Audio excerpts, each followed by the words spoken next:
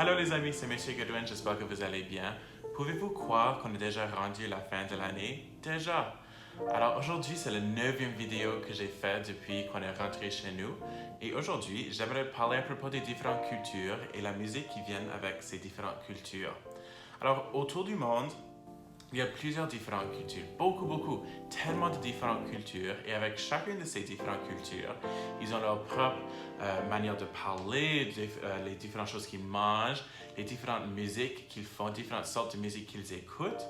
Même juste ici à l'intérieur de la Nouvelle-Écosse, on peut trouver tellement de différentes sortes de cultures et la musique qui va avec ces différentes cultures. On peut trouver de la culture française, la culture anglaise, acadienne, Mi'kmaq, afro-néo-écossaise, tellement de différentes musiques qui sont associées avec ces différentes choses. Et quand on a toutes ces choses, ça fait comme une belle arc-en-ciel de culture dans notre province, dans notre pays et autour du monde. On peut imaginer que chacune de ces cultures sont comme une étoile dans le ciel.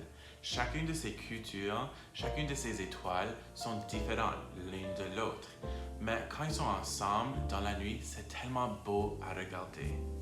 La musique est tellement importante pour une culture. Une chanson peut transmettre de l'information, ça peut transmettre un message, ça peut même transmettre de l'émotion.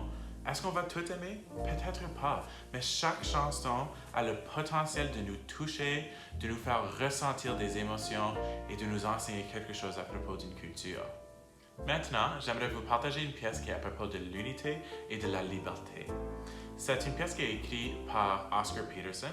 Oscar Peterson est un pianiste de jazz qui est né à Montréal.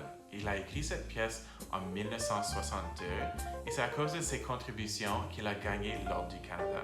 Il a écrit cette pièce qui s'appelle Hymn to Freedom ou Hymne à la liberté. C'est une pièce qu'il a écrite pour piano. Il n'y avait pas de voix dans cette chanson. C'était pas une chanson parce qu'il n'y avait pas de voix, n'est-ce pas? Les paroles sont écrites par Harriet Hamilton, ils sont en anglais, mais j'aimerais vous lire les paroles qui ont été traduites en français. Hymne à la liberté. Quand tous les cœurs, unis en cœur, dans un vœu commun de liberté, donc nous serons libres.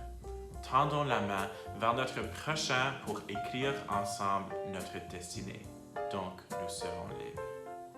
Très bientôt, je le vois, le jour sera là. Tous vivront dans la dignité, donc nous serons libres. Par l'unisson d'une chanson dans un souffle de fraternité, donc nous serons libres. J'aimerais vous laisser avec cette pièce. Car ceci, c'est la dernière vidéo que je vais faire pour vous autres cette année scolaire. J'aimerais juste vous dire que j'espère que vous passez un excellent été. Vous êtes tous des superstars et du fond de mon cœur, je vous aime. J'espère de vous voir en septembre. Bye!